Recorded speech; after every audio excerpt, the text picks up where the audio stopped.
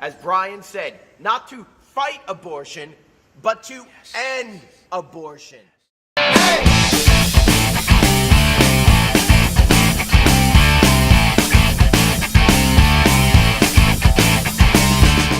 Bryan and I have been talking about this for years, and Bryan started earlier with a little prayer meeting with the group of people that were here, helping set everything up and giving out the bags and everything.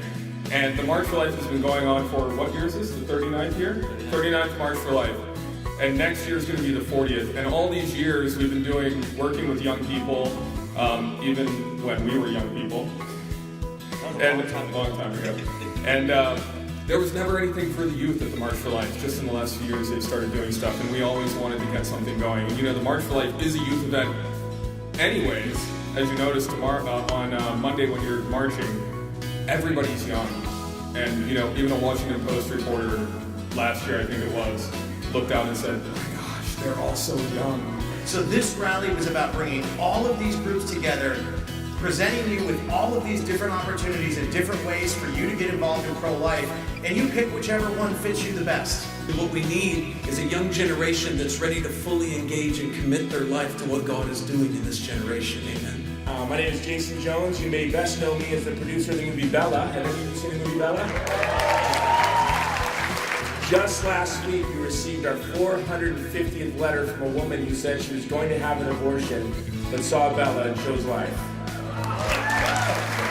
This is the generation, those of you in this room, that will see full legal protection for the human person from biological beginning through natural death.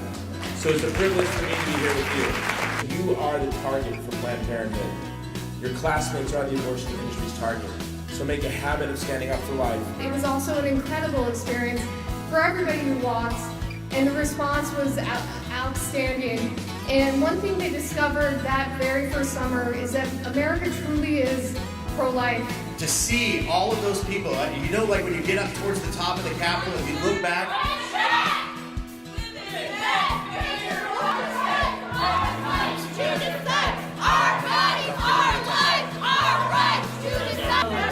to our generation.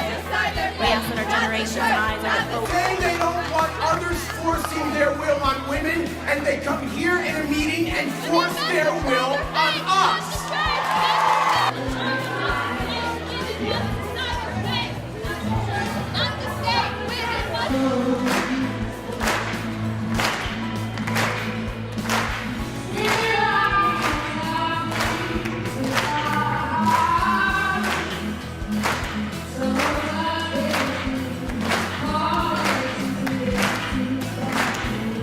Because what just happened a few moments ago has never happened before at a March for Life convention or part of the March for Life.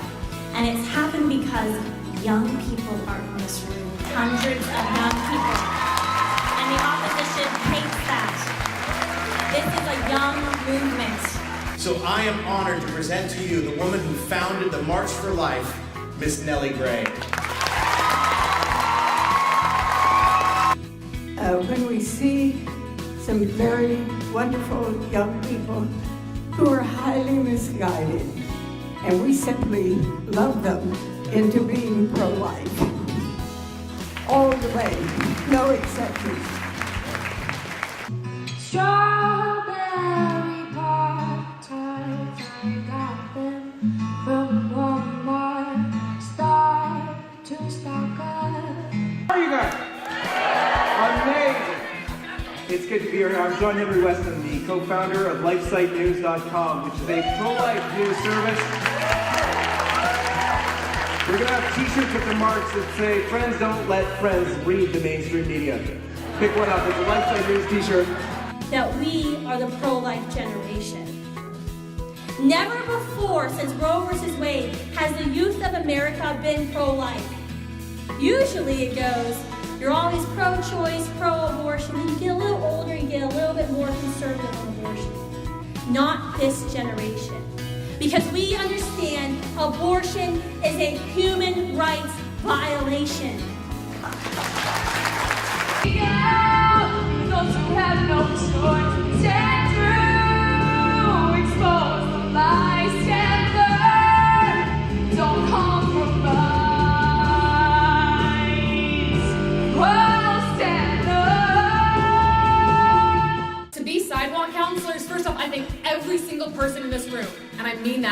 sincerity, I think everybody here can be a sidewalk counselor.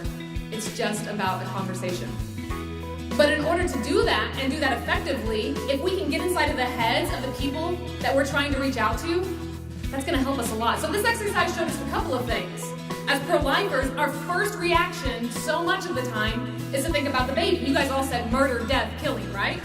And as pro-choicers, their first reaction is to think about the woman and her rights and her body. They're at two totally opposite ends of the spectrum. To be truly pro-life, we have to love both mother and child. We have to recognize that the women we're trying to reach out to are coming from a little bit different of a place than what we're probably used to. So we have to pay attention to the language that we're using on the sidewalks because we want to speak in a way that's relatable so these women feel comfortable getting into a conversation with us. And another thing, every single woman that Abby Johnson counseled into having an abortion at Planned Parenthood referred to what was inside of her as a baby. She said these women asked her two questions. What's this going to do to my baby? And is this going to hurt my baby? Think about that. Women instinctively know that they have babies inside of them. And the clinic workers never use the word baby. So as sidewalk counselors, if we can reinforce that bond between the mother and the child, our chances of saving both that mother and that child from abortion are so much higher. My organization, Stand True, and I am also now, as of this year, the Youth Outreach Director for Priests for Life. So I'm very excited about that job. And we love Father Frank and Priests for Life. You can find out more about how to get involved with us. One of the things that we're doing this summer is in Dayton, Ohio. We're going to bring youth in. You can come in. Hey. There should be a sect within your group that just really presses on, like Priests for Life in the Roman Catholic Church. They're just a fantastic organization. I also want to bring you greetings from Father Frank Pavone, who will be marching with the men and women of the campaign on Monday. He's on his way here. We want to change hearts and minds. We want you to take the testimonies at our website, silentthewarawareness.org, and we want you to reach maybe a friend who's considering an abortion.